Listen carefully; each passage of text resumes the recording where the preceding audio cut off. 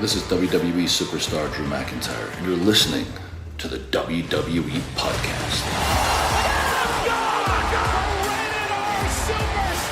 The champ is the one that everybody wants, me. Becky Lynch is going to WrestleMania. Claymore! Austin 316 says I just whipped your ass. This is my iron. You're going to acknowledge me. It is that time once again for you guys to get your voices on the show and be able to ask questions and answer voicemails. It's a fun time of the week, right? Because it's not just me giving my thoughts, it's also you guys giving yours. Because without you, I wouldn't be here. I'm starting to feel like Cody Rhodes pandering, but before I do that, I want to thank you everybody for listening. Of course, you can go ad-free on Patreon. You can go ad-free on Apple Podcasts. Both of them offer a 1-week free trial. So if you want to try us out before you commit anything, then those two options are available to you. But most importantly, right now we have the After Dark show that I've been a bit slacking on, no doubt about it, on the Patreon side of things. That's going to be taken over next Friday, not this Friday, but next Friday. Was that the 14th of September? Whatever that day is. Anthony DeMarco will be taking over the show weekly. The retro show will be going by the wayside. I may still post old ones now and then, but his show will be moving in the After Dark version to Patreon. So again, check that out on Patreon. That'll be debuting next Friday, the 14th of September, and it'll be available for those of you on the SmackDown tier and above. So look for that. The current state of WWE, of course, is not going anywhere, but wanted to remind you of that. All right, mailbag time. Patrons, y'all get priority as always. So let's talk to Dustin Wood, new patron. Welcome, Dustin. He says, new to Patreon, but a long-time listener. I know and hear the Cody Rhodes critiques. Did just want to share a fairly incredible gesture on his part that happened to impact my son this summer. To make a long and now very cool story somewhat short, for Father's Day, we got tickets on the entrance aisle for my 6-year-old son, and I go to a WWE Sunday Stunner to see Cody Rhodes up close. He was advertised on the WWE site for the show for months. It would have been my son's first wrestling show. Cody's schedule came out early in June on social media, and he's not going to Charleston after all. We're crushed and sell the tickets, which were a stretch financially to make the experience special for my son's first event, to at least recover some of the money. Surprise announcement came out a few days before the show that Cody was coming again, and naturally the tickets are gone. No hope of getting that kind of aisle ticket back again, and anything close to the ring that was left was scooped up when word got out that he's coming again. I posted the series of unfortunate events to Twitter and woke up the next morning to find a DM from Cody's account. They got us tickets, and then publicly retweeted and replied to the post. Fast forward to the event, and the seats were second row right next to the ring. The match before Cody is scheduled to come out. A WWE media person finds us walking down the row to our seat and asks us to stand in a specific spot in a corner by the security guard. Cody comes out with his usual grand entrance makes his way to the ringside and finds my son and gives him his weight belt on Father's Day, no less. Surreal all around. Babyface heel. Wherever he goes, he's got a forever fan in my 6-year-old son, and quite obviously me as well. Okay, and then you also posted a link to the event that you speak of that was actually on the usanetwork.com. That's okay. First of all, that's awesome. Okay. That speaks to the Cody Rhodes as a human being, right? Like that's, and sure, the fact that he publicly posted it, knowing that it's going to, not certainly hurt him in the public eye of doing it instead of doing it while no one's looking, right? Sometimes, and I'm not saying Cody Rhodes does this, but some celebrities only do good deeds while the camera's on, and they want to make sure that the cameras see them so that it appears that they are genuinely nice guys and gals, right? I'm not saying Cody Rhodes is that, but my point is, though, that's awesome, man. I mean, that kind of stuff trumps anything, right? That's a memory that you and your son will forever remember. It'll be imprinted. I don't know how old your son is. I don't know if you mentioned it, but no matter the age, he's old enough to understand wrestling. I would imagine if you brought him, he'll never forget that. You'll never forget that. It was Father's Day. It's a heartwarming gesture. Sure.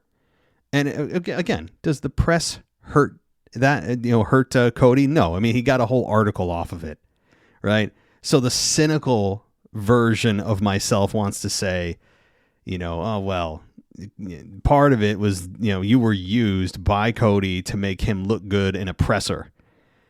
But the majority of me does want to say that that's awesome. And my critiques and others' hosts' critiques, you know who they are, of Cody, is not of him as a human being.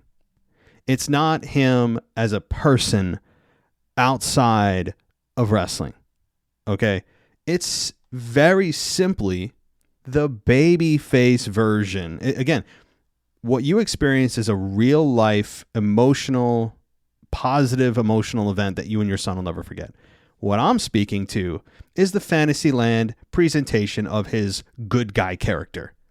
Fantasy, reality. See, that's the difference. And I just want to make that distinction because I can separate the two. I just critique the hell out of, and Anthony DeMarco does too, out of his babyface character that I have now officially completely turned on. Okay, it's the babyface Fantasyland projection of his character. Okay, and is some of the real Cody coming out in his babyface character? Probably, but that's a more of a in-depth, complex conversation to have. But I want to make that distinction and just say that's awesome. That's awesome, Dustin. That's a once in a lifetime deal. No question about it. All right, and welcome to Patreon.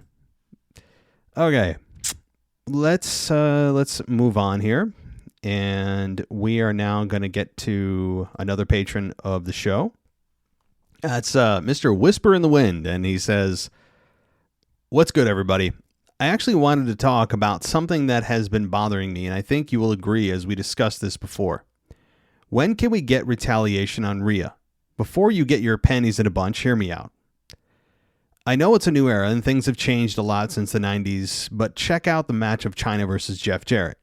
The Good Housekeeping match. I remember that. I think Rhea can take a suplex or a bump. It just drives me nuts, and I could rant on forever, but I won't. Check out that match. If Chyna can handle all of that, Rhea can take a light bump." I mean, look, you're preaching to the choir, my friend. You don't need to trigger me on that. I'll trigger myself on that whole thing. I rant about that or mention it in anger every single week. Every single week, Rhea's sticking her nose in a men's match physically with no retaliation. The men will not hit her, even though she has cost them match after match, title after title, low blows them, spears them. They all sell for her like she's Goldberg. I mean, it's preposterous. I understand she's strong for a woman. She's not strong for a man. Okay, big difference. She should physically dominate most of the women, but men and women are different. Okay, and she's a tough cookie. But the fact that we are in the PG era, unfortunately, puts this veil of invincibility around her because she's a woman. What you're referring to with the Chyna versus Jeff Jarrett Good Housekeeping match, which I do remember fondly, I recall you're in TV 14 land in a different culture, right? It was a more rebellious time. The creative envelope had been unleashed. Okay, I believe that was 98 or something like that, maybe 99. That was a hell of a time. You're talking TV 14 plus, almost TV MA at times. So that's the difference. And they were, at the time, still a private company. They didn't have sponsors or rather shareholders to be beholden to and Wall Street to be beholden to. And the culture of 2023 is a bit different. The society, for better or worse, I'll leave that to your opinion and your calculation. But that's the reason. Also, Cody Rhodes, after Payback, I'm officially not in the wagon for him. It's like he has this role of a father, like we or other wrestlers need his approval. Get off your high horse, dude. Just turn heel at this point because WWE, once again, has overused a great product and shoved it down our throats. We get it, Cody. Your story is heartwarming and inspiring, but level down and know where you're at. You are not this godlike wrestler. Be humble, but don't literally say you're humble. End of rant. I mean, once again, you're preaching to the choir again. I don't know if this podcast is going to create some kind of grassroots movement. Are we like patient zero? Are we going to be the catalyst for change to move Cody to a heel position? I don't believe we have that kind of stroke, but you never know. This is a great analogy. You bring up a great point. He tries to act like our dad. He speaks down to us almost. He doesn't even know he's doing it, but he does have that kind of condescending, you need my help. And as Anthony DeMarco put it, he has his grubby hands in everything for no reason, making executive decisions about bringing talent to Raw. And that's exactly what he feels like he is. And that's a great analogy. All right, buddy. Let's get to Charlie. Charlie from Milwaukee. And he says, sorry I wasn't able to reach out last week, but my aunt passed away from a massive stroke. I'm sorry to hear that. I'm imagining that you're being serious, and my condolences. Anyway, on a better note, I have an extra reason to be happy about going to SmackDown on October 27th. The greatest superstar of all time, John Cena, will be there, hopefully in a match and not looking like a Pee Wee Herman knockoff. With that in mind, the question this week for everyone, what is your favorite John Cena moment? Mine would have to be his rap battle with Big Show, his rap battle with Kurt, or when he smacked Stephanie right on the booty. Oh yeah, I remember that. Boy, different time. He was still the doctor, wasn't he? And Stephanie was still kind of Stephanie was a sex symbol at that point.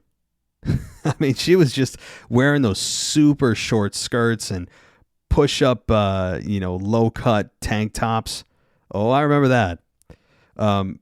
And so, yeah, that's awesome. You get to see John Cena on his last scheduled SmackDown. That's very cool. I'm jealous.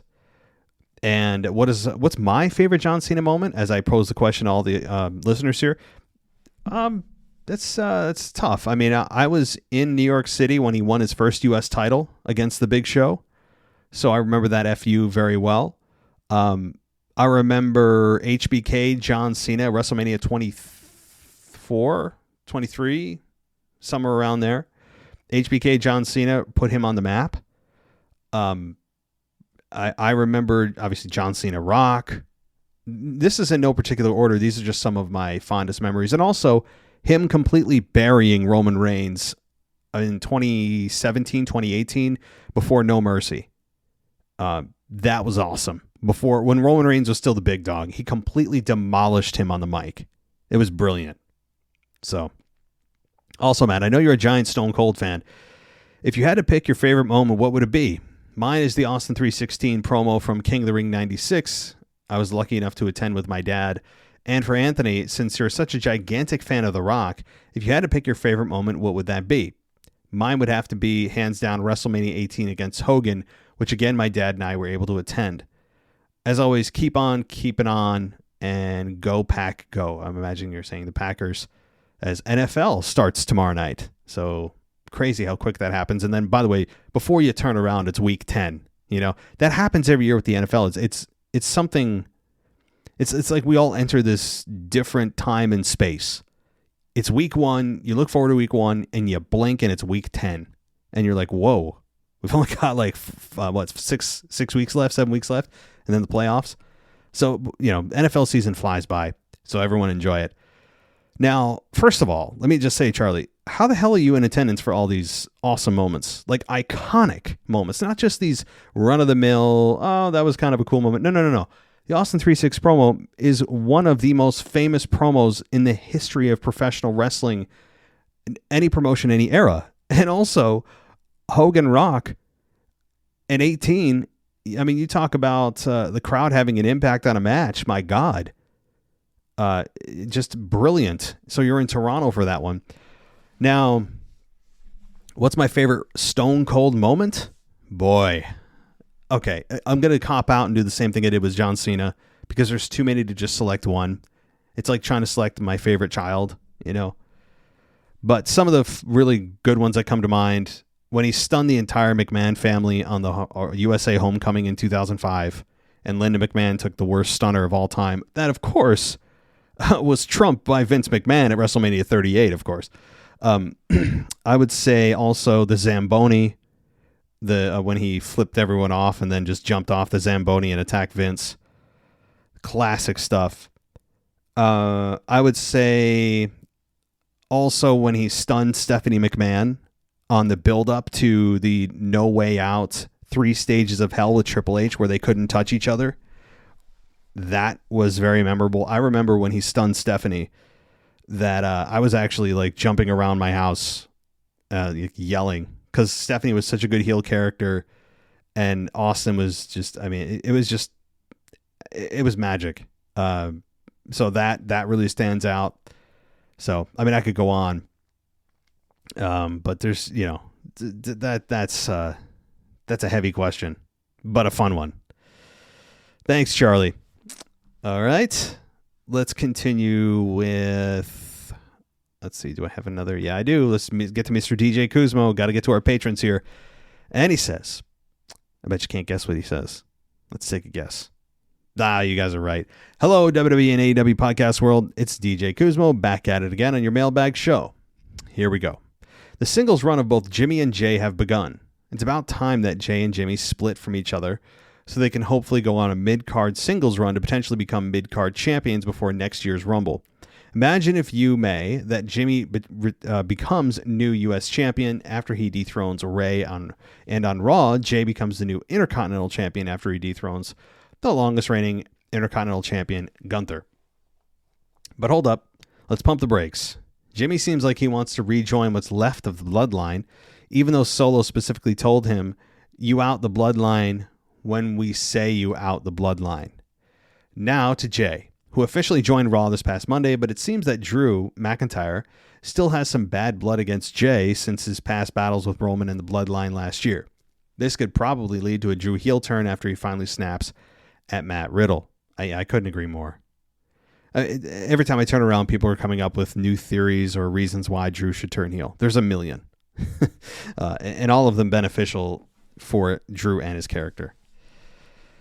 If WWE is planning a brother versus brother WrestleMania match next year between Jimmy and Jay, I would say the best way to start that feud is at the Rumble next year. Kind of similar to the Matt versus Jeff Hardy feud that led to an Extreme Rules match at WrestleMania 25.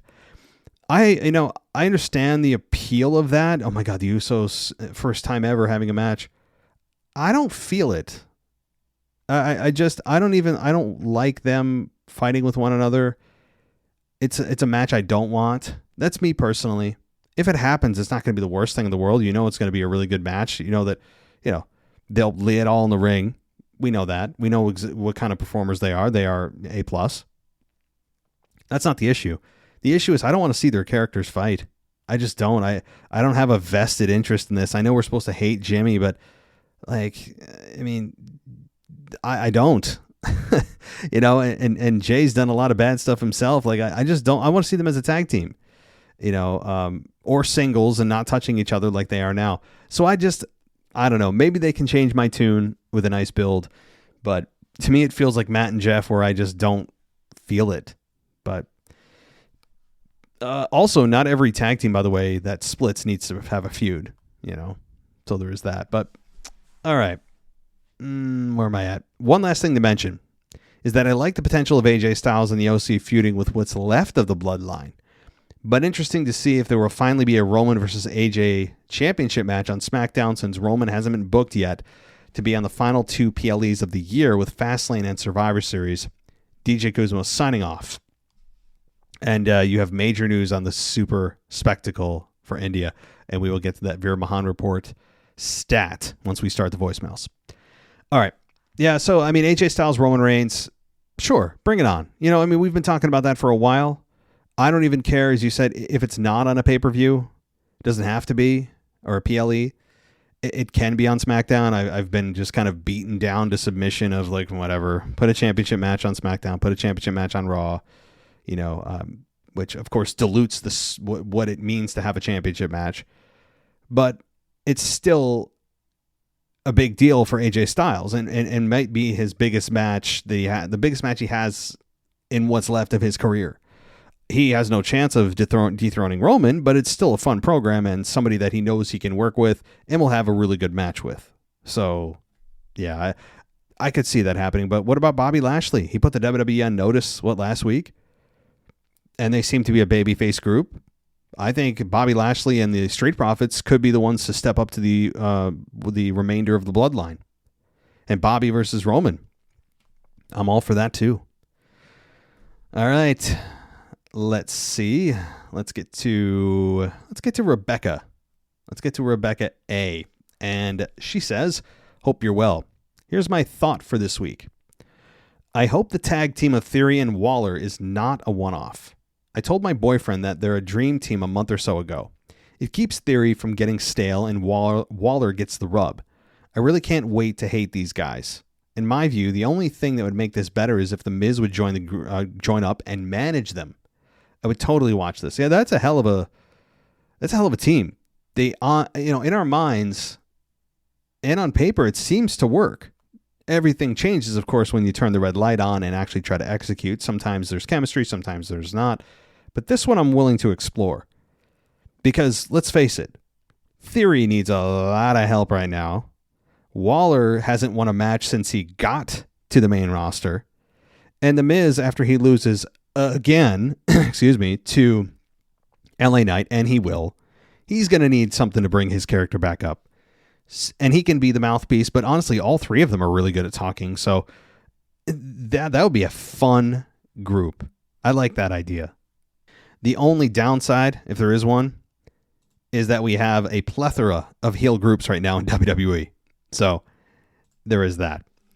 All right.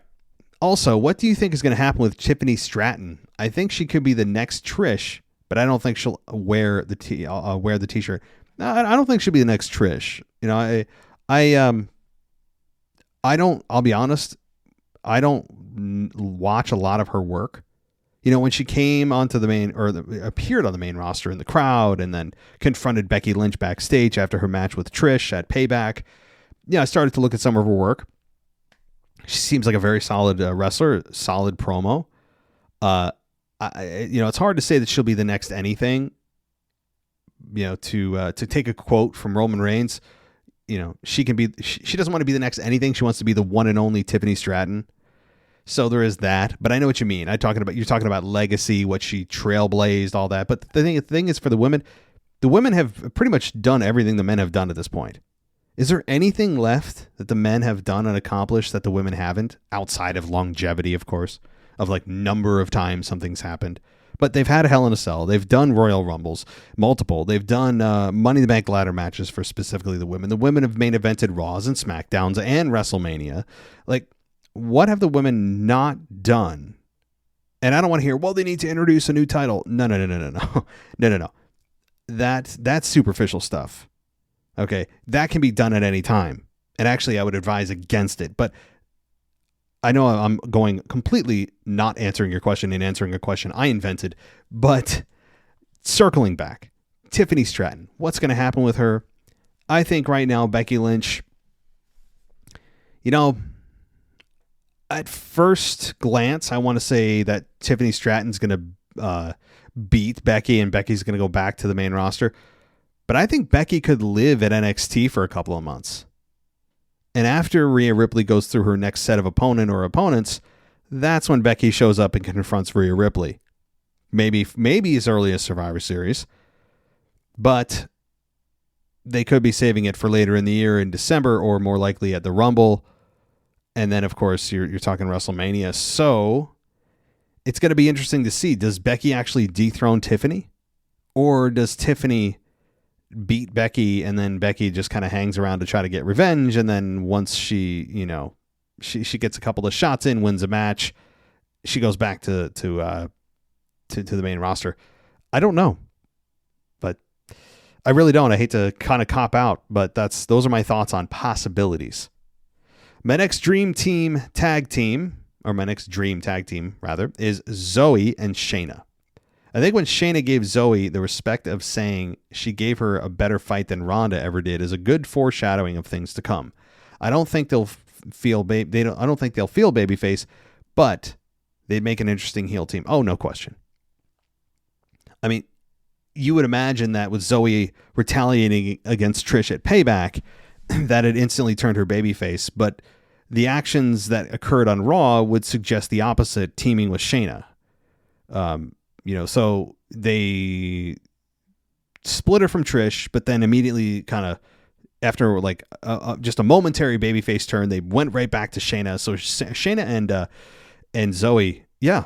And you know what? They could win the tag titles. Not that I want them to, because those damn things are cursed. I mean, they just are. So I wish they weren't so, and I wish that the tag titles meant more, because these two could go on a hell of a run if the tag team division in the women's side meant anything. All right. Well, Rebecca, thanks so much. All right. Let's talk. Oh boy, I got some people yelling at me here. Let's talk to Bad Fish. I think I know where we're going here.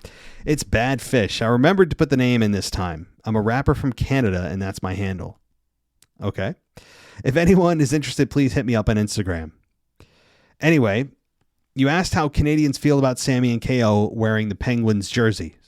Just clearing it up. I know I don't speak for all of Canada, but the players they were wearing are Canadian. Oh. So they were killing two birds with one stone, pandering to the Pittsburgh crowd and Canada.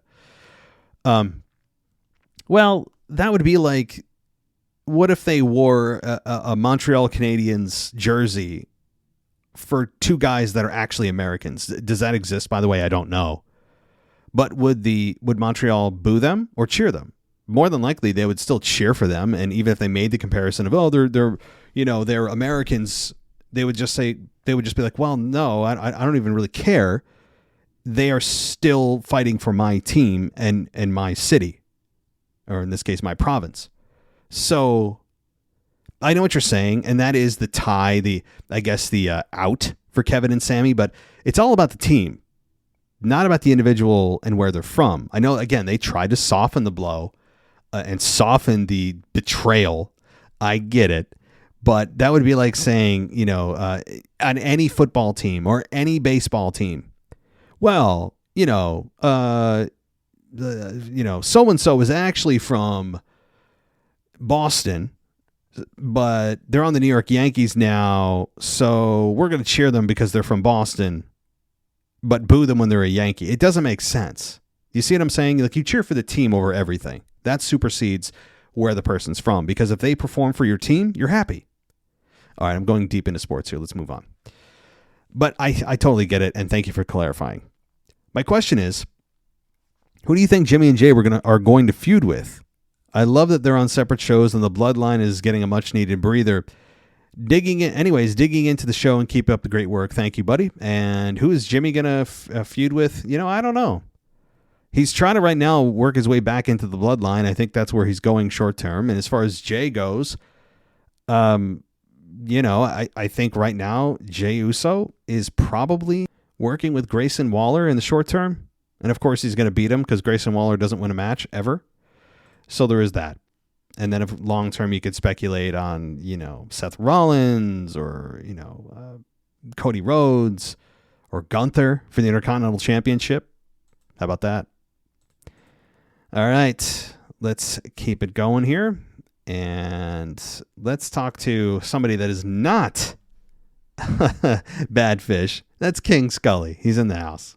And he says, hey, yo. He's King Scully in the house. He's representing the UK all day. Listen here, Matthew. Uh-oh. Using my full name. I feel like I'm in trouble. I can assure you that I, King Scully, am not Bad Fish. I'm bad. I'm the baddest mofo on the planet, but I'm not a fish. Oh, my God. I love it. All right. I mean, I'll happily batter any man that steps to me like a fish, but I am not a fish. I'm not a cod. I'm not a tuna. I'm not a freaking mackerel. So for last time, I'm not bad fish.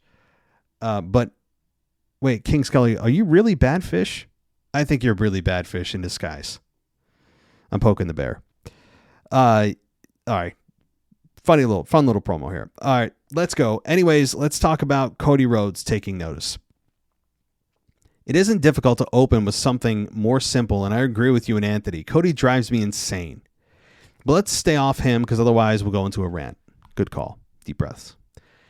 Payback was great. Apart from the Grayson Waller effect, I thought John Cena did a great job as a ref. His counts were decent. Refs could learn from him. Agreed. On pacing of the count. The pacing of the 1, 2, 3 is not 3 seconds. It's like 2. So I totally agree. LA Knight versus The Miz was very back and forth, very technical, and in the end, the right guy won. Unfortunately, the right guy didn't win in the main event, Shinsuke Nakamura. Great promos leading into the match, great match and all. Loved the anime video, and the stomp out of nowhere was a nice finish.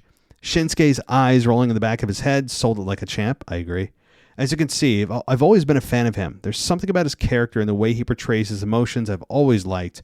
It was odd how the pay-per-view suddenly ended and we didn't get the post-match attack. Weird. Yeah, I thought the same thing. I'm glad you brought that up. The pay-per-view did end where you just thought, all right, something's going to happen. There's, 2-3 minutes left, and nope, it wasn't. And then they just recapped. They had that instant recap video produced by their production department, which just, God, I don't know how they do it. They have superhumans that work in the video production department at WWE. My God, they are insane.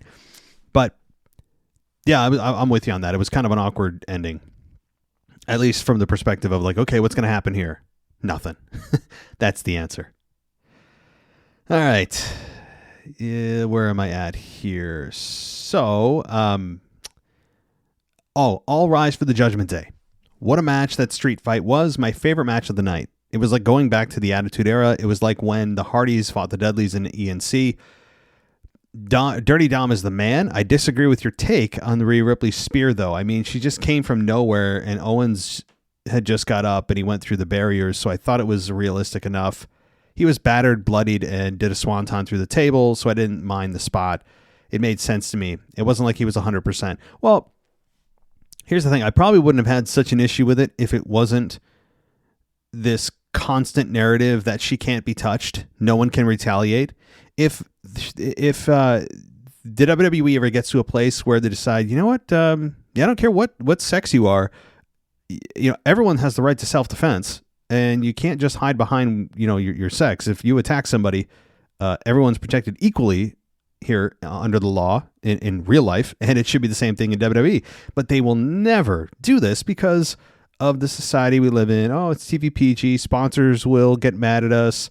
We don't want the perception of promoting, domestic violence, even though there's actually a lot of unreported female on male violence in relationships. It's not dominant, but there's a significant, more than people think. My point is that's how deep you have to go as to the reasoning why they don't allow Rhea to be retaliated against. And I don't think I'd have such an issue with it if they weren't putting her behind this shield of being a woman. That it's just another thing, another time that she interferes, and no one's going to be able to touch her. It's ridiculous. Anyway, it's great to see the Judgment Day with all the titles. Surely JD or PJ, whatever, has earned the spot in the Judgment Day. Before I get there, you can't tell me people wouldn't pop if Kevin Owens hit a stunner on Rhea. People would lose their minds. But also, yes, it's PJ, right, guys? PJ McDonough. Did I get it right? I'm going to piss off some of you. I haven't watched all of Raw yet, so I'm not sure entirely what happens with that. Thanks for keeping me entertained with the hour shows, and look forward to joining them myself. King Scully. Well, thank you, King Scully. I am poking the bear. Thank you for the email. Okay, let's get to Freeman. And Freeman says, so let's get it out of the way. Payback was great. Let's be honest. There wasn't a single bad match and 2 matches that could be argued were the best of the year. But that's not what I want to talk about. What do I want to talk about? I completely agree with you about Cody Rhodes. The thing he reminds me of is the old trope where the obvious corrupt politician would kiss babies to seem like a person. Everything he does just seems ungenuine and like a false facade. This corrupt politician thing I've built in my head rang even more true with him, quote, pulling strings to bring Jay to Raw. You know what, Freeman? I like that even more than the father analogy, which was really good. He is exactly, maybe that, Freeman, I think you hit it on the head. And I can't believe I didn't think of it before myself. So thank you for this. This is guys, let me just, Freeman just hit on something really big here, because in a world where politics, unfortunately, are interwoven with daily life, whether you like it or not, that is exactly what the problem is with Cody. And I'm sure he doesn't mean to come off like this, but he does. He is a politician that you know is corrupt, but puts a smile on his face and kisses babies and does all these things. But his vibe, I'm not saying the real person, okay, not the real person. Again, the distinction is real person versus character, and I'm talking about his character. His babyface character with the stupid smile and the bleach blonde hair, the suits. It is the definition of corrupt politician. It's exactly what he is. I love that. I'm going to pretend I came up with it for my future shows. So I'm going to take complete credit, and no, I'm kidding. But I really will bring this up many more times. It's a perfect analogy. Thank you. Speaking of Jay and Raw, in your Raw talk, you missed the hint of Dirty Dom turning babyface. This came when he offered Jay a spot in the Judgment Day. He made a lot of good points when he talked about the parallels between their characters. Jay was brainwashed by the bloodline, just like Dom's brainwashed by the Judgment Day. And I can see a story forming where Jay turns his attention to Dom to bring him out of the Judgment Day, realizing they are in the same position and Dom needs to help turn himself around. I don't imagine this will be an overnight thing, as turning Dom babyface will take a lot of work. But if anyone can put Dom over with the crowd, it's Jay. This theory makes more sense when they are teasing the collapse of the Judgment Day, although this seems to be put on hold for now. If your theory regarding Money in the Bank briefcase is true, then that will be the major cause for division within the faction. Yeah, first of all, yeah, I don't talk about every nook and cranny, and this also was not included on Hulu. So sometimes I don't watch the things that don't happen on Hulu. I don't watch every little thing that doesn't happen on Hulu. This was one of those segments that was negated. I had to read about this. I just didn't bring it up. It's difficult to talk about every little nook and cranny of a 3-hour show in a 45-minute podcast, but I'm glad you brought this up. So based on what you're talking about here, yeah, that was a hint of it, but here's the thing. You alluded to this being a lot of work. It would be. And why would we want to, though? That's the other question is, okay, it's a lot of work, and not that something being a lot of work is not going to be worth it, but why are you doing it? What's the payoff? I have to say, this is not something I would be interested in right now, at least for the next year. We can talk about this again in a year. We will revisit. The reason is, why would we want to turn a guy that's getting historic heat from the crowd and try to turn him into something that he may not be able to reciprocate in the same passionate way from fans? In other words, it may take a lot of work and the fans may eventually get to a place where they kind of accept him, but would you rather have that or this dude that elicits insane heat that could help get over baby faces, that is the perfect straw to stir the drink in the Judgment Day? I wouldn't touch Dom. Dom is one of the best heels WWE has right now. He certainly needs work in certain areas, but he has got something special going. That reaction that Dom gets is unusual. It is not normal for a heel to get booed to the point where the crowd doesn't even want to hear what he says every week. So I wouldn't touch this. I don't care if it was a tease. I don't know if it was designed to be, but if it is, stay away from the babyface thing for me. It's not worth it until you have explored all options and exhausted all the benefits of Dom being this mega heel, which is very rare to get this type of passionate hate. I wouldn't go anywhere near the babyface Dom. No, nowhere near it. Okay, with the recent tease of the Judgment Day talking about the bloodline, it makes sense that they are setting some kind of story between them, and I can only believe this was the whole reason to bring Jay to Raw. Well, let's not forget they also stated that someone from Raw would be moving to SmackDown. Oh, they did? Oh. Okay, I missed that. Thank you again. Thank you, Freeman. Who do you think the biggest contender is for that? My top pick is The Miz. That way they can have LA Knight Miz rivalry purely on SmackDown and keep the brand split intact, although brand rules aren't a high priority for them, so my second pick would be Gunther. Roman needs a real challenge for the belt, and moving Gunther to SmackDown would provide that. And third would be Cody Rhodes for the exact same reason, although I really don't want him getting more attention. That's all. Just wondered on your thoughts. Yeah, that's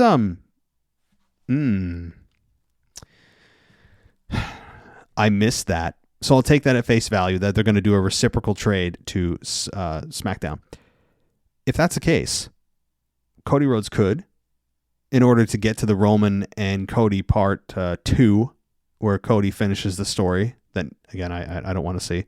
But Gunther would make sense, but first of all, he was just on SmackDown before the trade.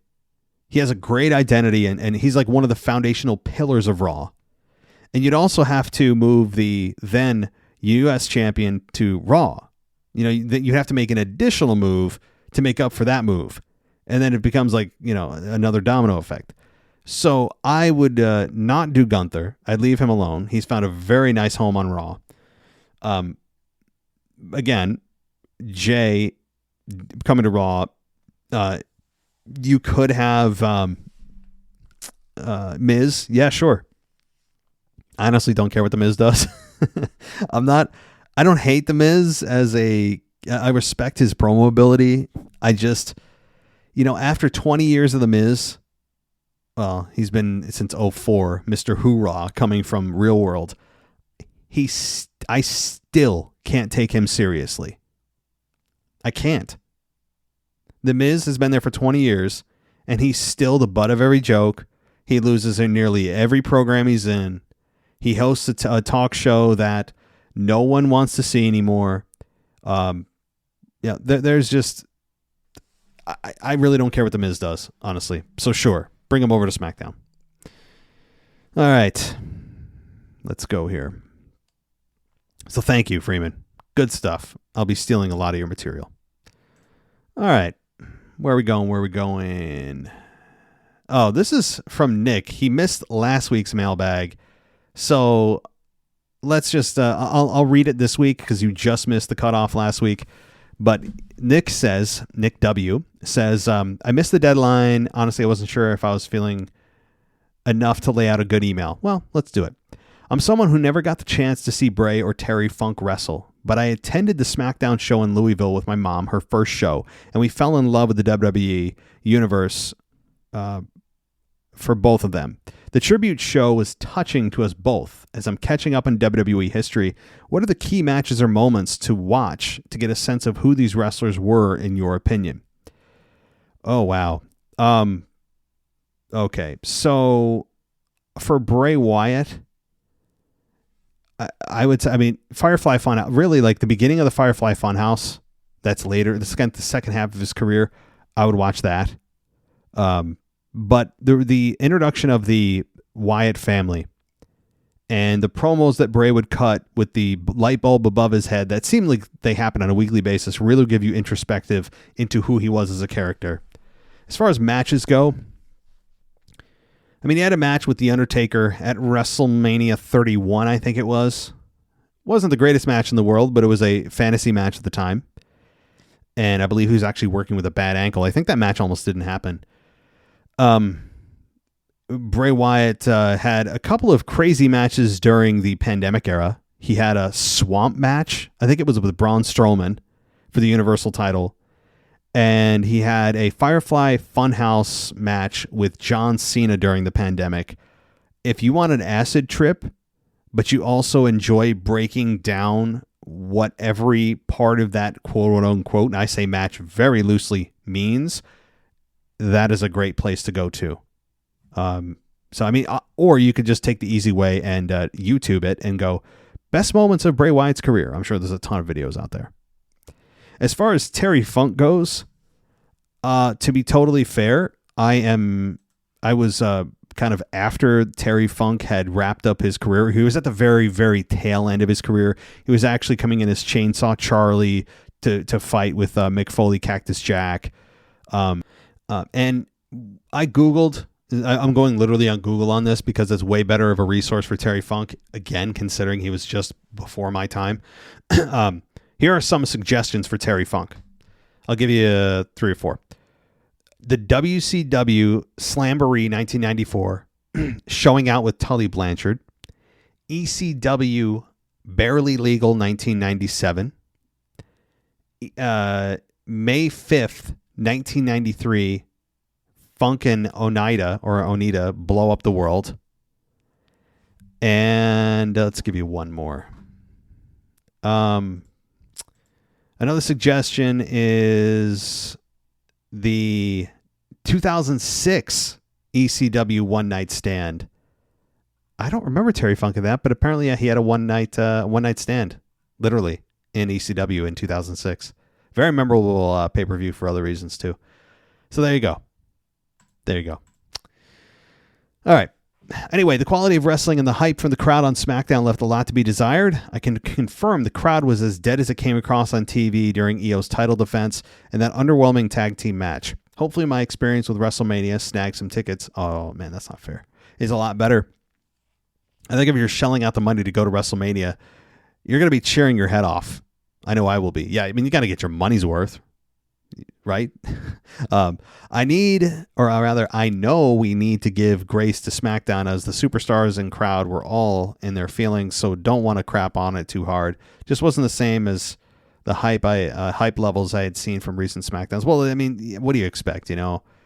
Everybody just suddenly lost a young, well-liked family man that, had so many different people in his life and impacts on different people. And what do you expect? I mean, I think they did as good as they could possibly do to put on a show.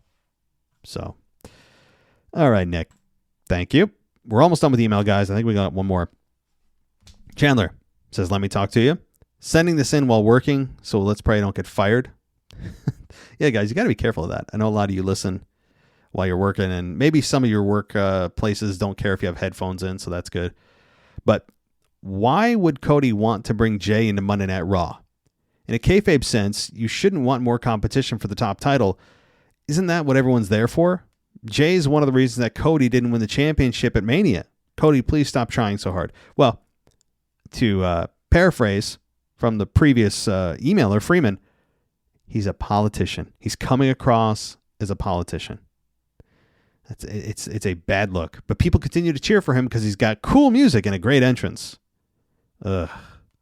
I like the detail that nobody forgot about what Jay has done except for Cody. I agree. Why is Ricochet telling Rollins he doesn't have to compete and he loved his match? It makes him look like a mark. Yeah, I agree. And I mentioned this on my Raw review. There was a lot of progression that Ricochet's character did during the Logan Paul build. A lot of nice progression. The crowd was really behind him. And then he resorts right back to this fun-loving kind of fanboy backstage that can do cool moves in the ring. I mean, he completely retrograded back. That is not the best version of Ricochet, Mr. Moral Compass. All right. The story that JD, I think you mean PJ. Somebody's going to blow a gasket, I think, if I say PJ one more time. But the story that JD tricked Damian out of the contract is very elaborate. I think it's very good, but I don't think it's what WWE is going for. And considering that nobody in the writer's room has critical thinking skills, I don't think they even considered that. Ooh, burn. Yeah. Again, I'm not saying, I wouldn't bet that that's the case, but given the fact that we're supposed to believe the contract is in the briefcase, now he has a new briefcase, and when he cashes it in, if it's empty, maybe the title win that he has is void because he didn't cash in properly. It's just a theory. So, all right. With it being the first weekend of college football, Saturday I cracked open some cold ones this week, and I didn't watch Payback that closely. I'd like to pitch an idea for the After Dark show. How college is a scam. Well, there you go. This is for Anthony DeMarco. because he will be doing the After Dark show now starting next Friday. Okay, so here you go, Anthony. How college is a scam. I genuinely believe there's no point in college being 4 years. You don't learn anything relating to your major until the last 2. And if someone goes for something like biology or physics, why are they sitting in classes about English and history is ridiculous. That's it for this week. Yeah. But the thing is, you're sold that college is just what you do. But it is. Generally, I'm with you. It is a big scam. And how do I know this too? What's my evidence to support this? Well, how many people just in your life do you know, or maybe it's you yourself, where you have a degree in something and a job in something completely different? Am I wrong? Very few people have a degree and also are in a job that represents the degree that they got. It may kind of tangibly, on the outskirts of what's the word I'm looking for? Of relatability to the degree. You could kind of twist it in. But how many things do you learn in college, or sitting in a classroom, doing reports, that you can actually say, man, thank God I took that class or I wouldn't be good at this job? No. Most of the time, you learn on the job. That is, and you also don't have a mountain of debt coming out or starting your life off. Like most of us took out tens of thousands, if not over $100,000 in student loans at the age of 18, 19, 20, 21. And sure, there were great party years. We're sold on the party aspect of college. And those are very influential years. Don't get me wrong. I did a lot of crazy stuff in that time. No, I mean, like a lot of us have stuff that we just want to lock away the rest of our lives and never speak of again that we did between 18 and 21. Let's be real. Or 18 and 22, whatever the case. But outside of the partying, you're still left with this $100,000 in debt. You start off your life. You haven't even got a job yet, and you have a mortgage. And then you can't find a job that can help you pay that off in a reasonable amount of time. It is a scam. It is. Now, I'm not saying that every degree is a scam. Of course, you need specialties to become a doctor, right? Surgeons. There are certain professions that I understand you need degrees in, and there is some value.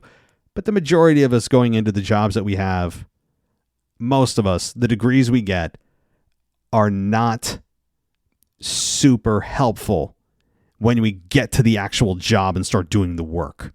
You learn 95% of what you need when you're actually doing the job you want to do. Am I wrong? So that's my quick take on it. Anthony, I'll let you take the rest. Good stuff. All right. Didn't think I'd be talking about that tonight. All right. Let's get to the voicemail portion of the show. Let's go. Podcast world, this is DJ Kuzmo back at it again on your Mailbag show, record to you live on a Wednesday morning. And before we get to the Veer Maha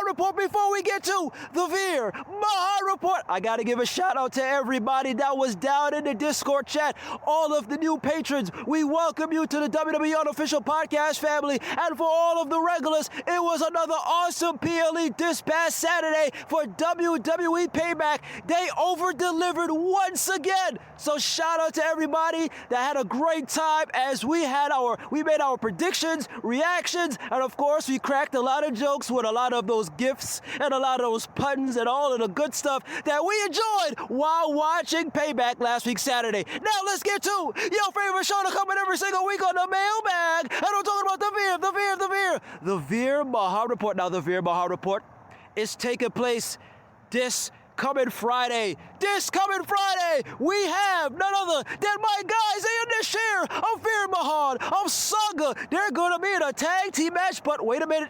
I must address the elephant in the room, the big elephant in the room, and that is no longer Kevin Owens and Sami Zayn are no longer the tag team champions.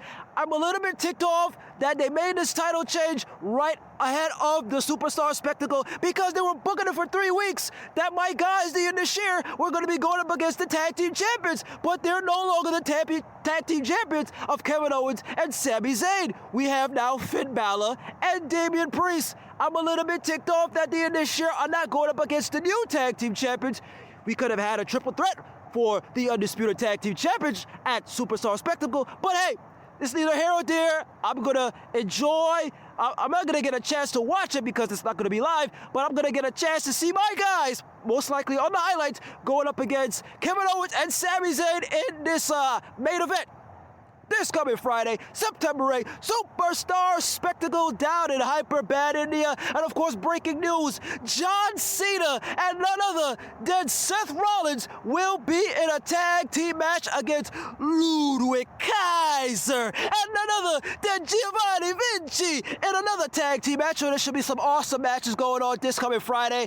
And of course, my guys, the end of this year will be going up against the no tag team titles of Kevin Owens and Sami Zayn. Like always, this is your guy, DJ Kuzma. Have a blessed week. Be kind to one another. Stay healthy, my friend, and peace.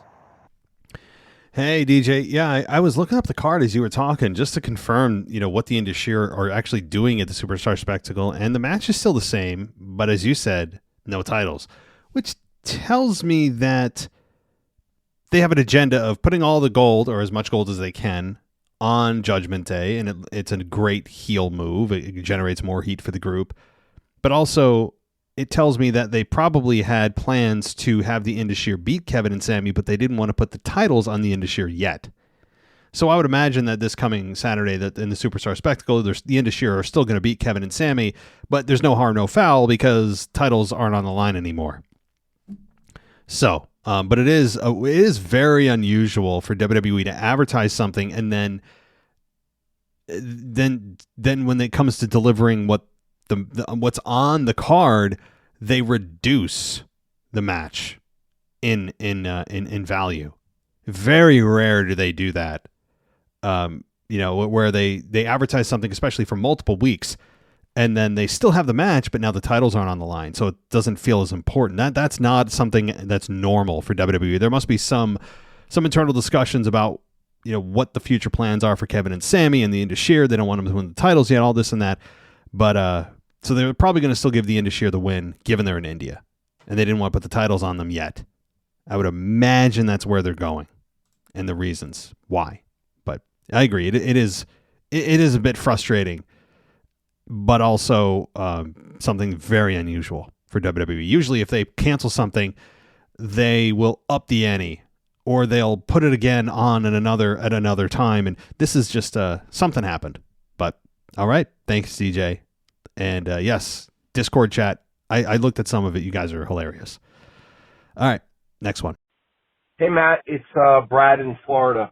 Matt, I totally agree with you on the John Cena thing. Like, hearing him come out and say, like, things, the peek behind the curtain type of things, like, you got questions? Well, tonight on SmackDown, we're going to give you answers. Like, that, to me, like, I want things to be a surprise. I don't want it to seem scripted. I don't like that, like, when John Cena said, whatever I'm scheduled to do tonight, or scheduled to do in this run, we're going to see whatever. Like, it just makes it feel like non-organic and like it's a show rather than a television show that's scripted, rather than something where something can happen at any time. And I'm not a big fan of that. I just think, again, with the Bloodline thing where he said, we're going to give you answers to the Bloodline thing tonight. Like, it was just like, why is it's so predetermined that we're guaranteed to get answers tonight? And, honestly, I'm happy he's back and we'll see what he does, but it's not, to me, something that I think is the greatest thing I've ever seen. Payback I thought was really good. I thought Grayson's segment was awesome. I'm really excited to see what they do with Jay on Raw. Like, obviously, not only did Raw get Jay back, to be in the main event scene, or not back, but get Jay there to be in the main event scene. But they also now have gotten 2 singles wrestlers back in Sammy and KO that were previously together. So I think it's almost like Raw added 3 solo main event or singles competitors by them losing the tag team championship. So I thought that was, I think Raw is going to be in a better position because of it. I still wish it was 2 hours, not 3, but whatever. And the one other thing I was thinking is that, boy, it must be a pain in the ass for Damian Priest to carry around the briefcase and 2 belts. How annoying must that be to have to carry that to the ring every single time? Just something I was thinking about. But, yeah, man, thank you very much, and always enjoy listening to you. Brad, good to hear you, man. It's been a while. Yeah, that's a good point, too. These are the things I think about subconsciously, but I don't actually vocalize on my show, and I'm glad you guys bring it out of the recesses of my brain about just the logistics of those belts. I mean, I'm sure Kevin and Sammy are like, whew, well, we had a good run. It's fun, but it was cool to win at Mania and all that. The story was great. But, man, I'm tired of carrying these damn belts around. Why do I carry 2? They manifested the single championship for every other unified championship. They created an appropriate single physical belt. I don't know why they didn't get around the tag belts. It makes no sense. But Damian Priest must be like carrying an extra 60 pounds of weight to the ring every single time he's walking out there. He must be just, yeah. I mean, those are the things that most people don't think about, but it's funny. Now, Kevin and Sammy, as far as are they singles stars, I don't think they are yet. Now, again, they have a tag team match with the Indashir this coming Saturday at Superstar Spectacle, so there is that. And then beyond that, I'm sure they'll get their obligatory rematch with Finn and Damian for the tag titles, which of course they won't win back likely. So I think in the short term they're still a tag team, but eventually, sure, I'm cool with them splitting up and doing their own things, but I don't want them to feud. That's the thing I think a lot of us don't want. As good as we remember their matches and they have good chemistry and all that, I think we're beyond wanting to see Kevin and Sammy fight. We don't want it, so I don't want that. But they can split peacefully and civilly and go their own roads and paths. So, and as far as John Cena being Mr. Meta, Mr. breaking the fourth wall to be some kind of above the product edgy character, dude, I don't know if it's John producing this or if it's somebody in creative doing this or a collaborative effort. Stop with that. You know what I mean? We know we're watching a show. I don't want to have you tell me as part of the show that I'm watching a show. It's ridiculous. And John Cena also is on top of it awful at comedy. I mean, putrid at comedy. So there's that. And, he's coming out there narrating the show, he's reading from a piece of paper. He's reading a piece of paper, yet it's him on a microphone, and you're like, that's not how normal people speak. Just come out here and cut a promo. It's every single time, and I keep hammering this home, but it continues to take away from Raw. No matter who comes out first, whoever it is, including Jey Uso, who said it was just a dream of his or something this week, to say, welcome to Monday Night Raw. Why? Is this some kind of company quota? Does everyone need... Why do I need to be reminded what show I'm watching? I know it's a small thing, but it happens every effing week. No matter who comes out first. The announcers can do that. I don't care if the announcer, Michael Cole, Corey Graves, Byron Saxon, or he's not in commentary anymore, but Kevin Patrick, I don't care. They can welcome us to Raw. They're the announcers. They should welcome the audience at home to Raw. But I don't need to hear it from every single person that comes out every single week to welcome us to Raw. That it's a small thing, but it adds up because it takes away from, as you said, the ideal environment of anything could happen. Because at the beginning of Raw exactly what that person is going to say right off the top. I don't want to feel that way. And it feels so corporate, doesn't it? Ugh. It's a small thing. Oh, you're making a mountain out of a molehill. No, it happens all the time. It takes me out of the moment and pisses me off every single time I hear it. Because they're just like meeting some kind of requirement by management that they have to say that, as if we don't know what the hell show we're watching. Does every single show that airs, episodic TV show, remind you what show you're watching? Are the people that bought tickets clueless as to what show they're watching, or what show that they use their money to go to? Are the people at home going, what show is this? Oh, well, thank God they told me. I thought it was Star Trek. It's Monday Night Raw. Whew. Thank God they let me know. No. So stop it. You're getting me fired up, Brad. All right, let's get to our next one. Hey, it's Kyle from Baltimore. So I wanted to talk about, Payback overall. I thought it was a good show for the most part. It was a two-match show for me. I enjoyed the Steel Cage match, which was surprising. Well, not really, because I thought back to their Denied Champions match, and it was a good match. I hated that Trish was dominant in that match that I champion, so glad this match that Steel Cage match was good. I'm glad Becky won, but and also the tag team title match. I'm surprised that Judgement Day won. I'm happy for Finn Balor finally holding a championship on the main roster, so I'm happy about that. But my question is about, Becky potentially facing Tiffany Stratton for the NXT Women's Championship at No Mercy at the end of the month. I don't want to see it. I think it's beneath Becky to be NXT Women's Champion. I understand that she's never been champion before, but I think it's a step down, honestly. For her to main event WrestleMania to win both the Raw and SmackDown Women's Championships in the main event of WrestleMania, to go on to be NXT Women's Champion now in her career, that she's already a top star, it's kind of beneath her to be NXT Women's Champion. I don't want to see it. Rhea Ripley and Becky Lynch need to face each other. There's really no credible for either one woman on Raw. Look at the roster right now.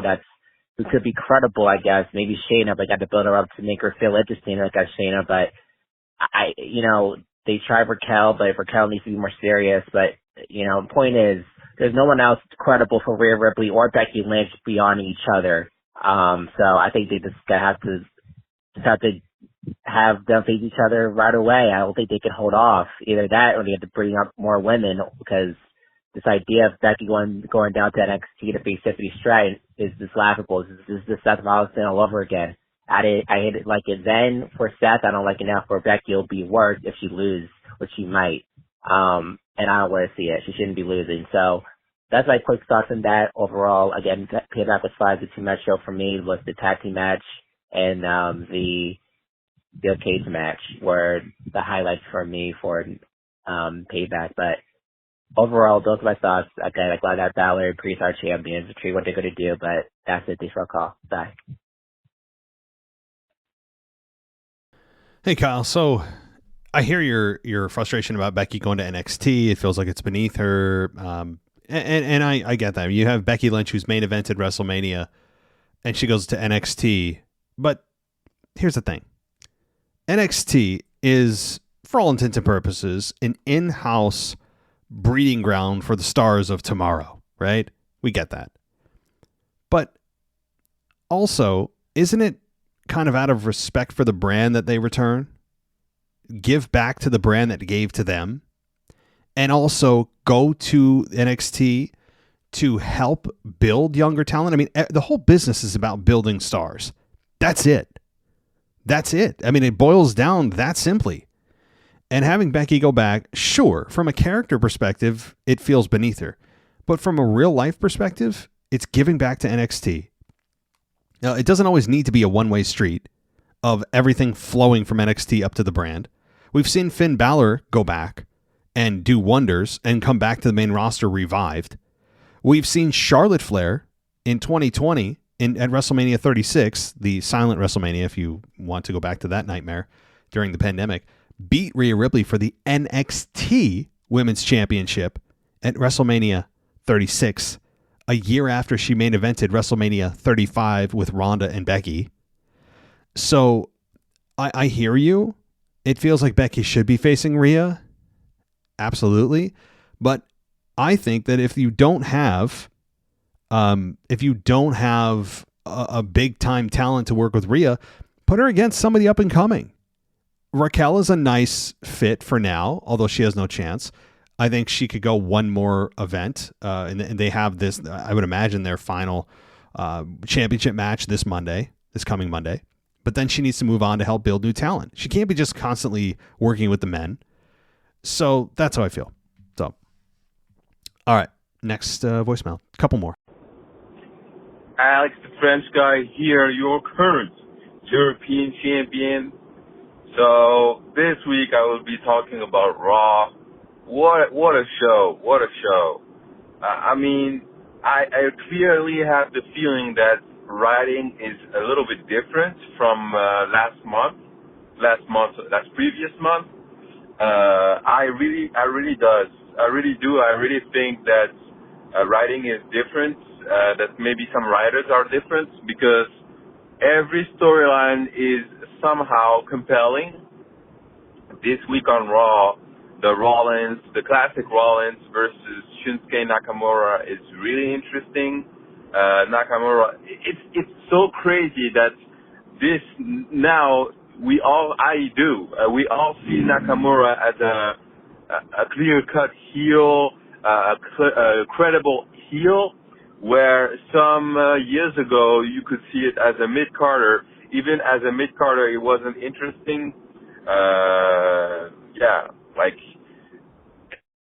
Same character, the same, and the Judgment Day stuff against Sami Zayn and Jamie McDonough. This is really also compelling. JD McDonough wanting to help the Judgment Day really reminds me of Sami Zayn wanting to help the Bloodline and joining the Bloodline and everything. It will be very interesting because I really know, I'm 100% sure that that maybe they can make something like Sami Zayn can say that, all right, Jamie McDonough, I've been to your situation.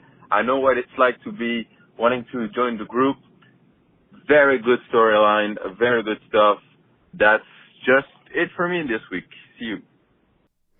Alex, good analogy with Sammy and the Bloodline and JD and the Judgment Day. The only difference between that, though, is that Sammy was an established, endearing character before he joined the Bloodline. JD, for most of the audience, most that don't watch NXT, because they don't know who the hell JD McDonough is. They just know he's this kind of like squirrely little sidekick of Finn, and that's the only thing they really know about him is he's an Irish dude, he's friends with Finn, and he's tiny, and he's good in the ring. That's it. As with Sami Zayn, he had a body of work that the fans loved. And a lot of fans felt he was underutilized. JD's an unknown entity to the most of the fans. So that's the difference. I don't think it's going to end up turning JD super babyface, even if the Judgment Day does eventually turn on him and then Finn is forced to choose between JD being beat down and joining in or turning on the Judgment Day to stand up for his 20-year friend. I think eventually Finn and JD will be ousted and as the baby faces. So sure, he could be a baby face with Finn Balor moving forward after the Judgment Day turn on him. But that's not going to happen until the tag team titles are lost and the Judgment Day is starting to collapse a bit. And then you can start to look for that. But I don't think it's the same kind of love for JD that it is for Sammy. But I understand the dynamic. It's a good analogy. So thanks so much, buddy. And final voicemail. You ready? Let's do it. Hey, Matt. This is Randy from LA. Not sure if this is too late to make the mailbag this week, but just wanted to throw out a couple things. One a question, one kind of an observation. First the question. Wanted to see, what do you think about the job that Samantha Irvin is doing as ring announcer? She's just outside the box, with the way that she announces people. And I got to say, I love it. Just those little things when she's announcing wrestlers, like the Chelsea Green or the Ludwig Kaiser, just that little bit of animation. I love it. Just want to see if you like that or if you prefer she announced all the wrestlers the same. But just want to get your thoughts on the job that she's doing. And then the second thing was I listened to your Raw review, and you didn't bring up something, or at least I don't think I heard you bring it up, and it was Nakamura turning down the opportunity multiple times to have a match with Rollins for the title. And I know most likely they're trying to get this to pay back, but just when it comes to logic, think about it. Doctors advising Rollins not to fight. Rollins still wants to fight. Rollins is offering you a title match. Rollins is practically begging you to fight him, and you just keep turning it down. Hey, Nakamura, let's fight. Title on the line. No. Hey, Nakamura, come on, let's fight. I want to fight you. Title on the line. No.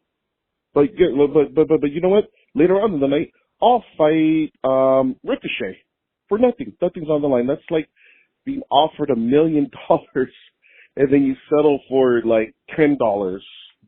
Later on, it just doesn't make sense. But like I said, part of I know where they're trying to go with this, so it makes sense there. But in a logical standpoint, just didn't make sense. Just want to get your thoughts on that. Rollins to Ricochet, huge step down. Title match to just even if it had to do with him and this edgy character, just it's a title match. Come on, just say yes. All right, have a good week. Bye. Hey, Randy, you just made the cutoff, my friend. So good stuff here. Good stuff. Let me talk about Samantha Irving. I love her. If you haven't, by the way, checked out her TikTok or her social media, she records herself doing the ring introductions. She's so animated and so much fun to watch. She could be a wrestler if she wanted to be. And actually the facials that she gave during her match, or during her boyfriend's match, or fiance, I think now, Ricochet versus Logan Paul, was brilliant.